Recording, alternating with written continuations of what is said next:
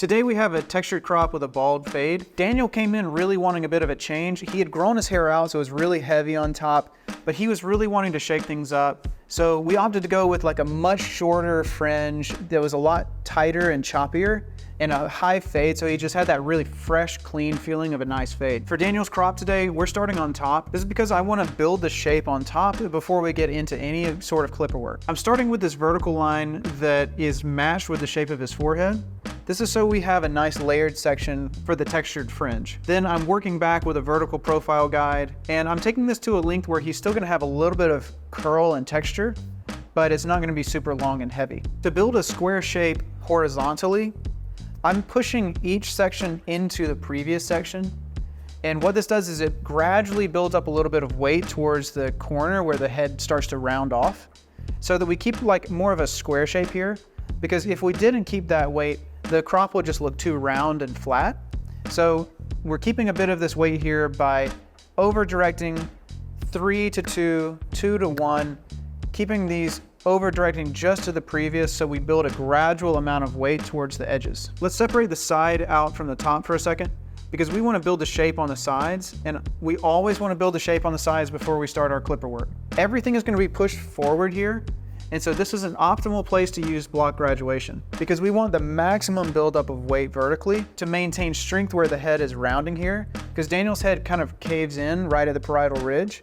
So we want to make sure we add the most strength there we can. To build the shape on the crown, I'm connecting that block graduation into the back, working from that parietal ridge down to the occipital, and then pulling everything from the crown down to that, so that we get a good buildup of weight in the crown. Now we're sectioning off the other side, and we're gonna repeat the process. I'm seeing that the crown naturally swirls in this direction, so I'm actually gonna continue that sectioning pattern where I have more of a diagonal line, and I'm gonna take that right around the sides into that block graduation. So you can see I'm just pulling everything down to 1, creating the maximum amount of weight on the sides here. I'm using a razor to soften up the fringe and add a little bit more randomization so that we have a nice textured, choppy fringe. A huge mistake I see barbers making is starting clipper work while the hair is wet. We really don't want to do this, because when the hair is wet, it swells a bit. So the hair itself is bigger, and so it's harder for the clipper to cut it. Not to mention it can kind of dull your clippers. But what happens is the hair ends up getting pushed more than it gets cut. And so we end up with the wrong shape, and it's not the shape we wanted. So to make sure we have the best results with clippers, always make sure you start with dry hair, and that clipper is just gonna glide right through it. I like to pre-style the hair with a bit of our texture cream. It's a great product because it's gonna allow us to have a light hold, but maintain some of the curl. Finally, I use a diffuser to set those curls into place. We always start a fade with scissors. It may seem counterintuitive, but here's a great example of why I do this. See how easily this tube matches right up with the scissor work? That's because I've created the shape I want with the scissors, and I'm tight to the head there with my scissor work, so I can place a 2-guard on my clipper and just blend right into that scissor work. If you start with scissors and build that shape and dry the hair, you'll be able to glide through that with your clipper work and have no issues and nothing to blend. Then you'll be able to cut down on all of that time with a thinning scissor, maybe going back and scooping and cutting and blending like this. You'll be able to cut down on all of that if you just start with your scissor work and then just let your clipper work blend right into it. It drives me insane when I see barbers on YouTube start a fade with a harsh line.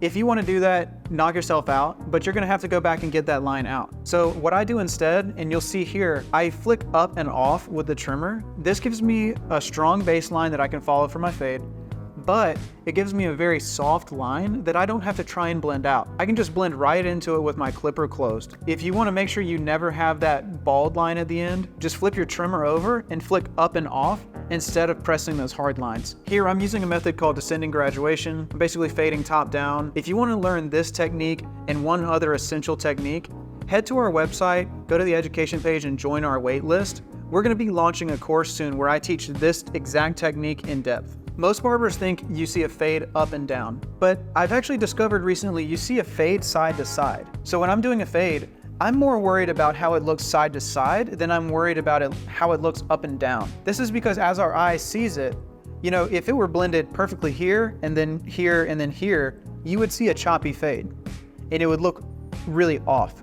But if you see one completely blended band here, another blended band here, you actually see one long, smooth, continuous fade. So the takeaway here, fades happen side to side, not up and down. Here you can see we kept a bit more weight on the corners of Daniel's hair. This is so he has a little bit of that square shape. If we didn't have a ton of weight there, it would just be this like round shape that would just kind of look like a buzz cut. We kept a lot of nice texture for Daniel, kept his natural waves in there, gave him a textured soft fringe, and built up some corners of weight for him on the side so it looks nice and sturdy. Thanks for watching. Stick around to see more of these videos. Follow us, subscribe, and we'll be putting out a lot more of this kind of content.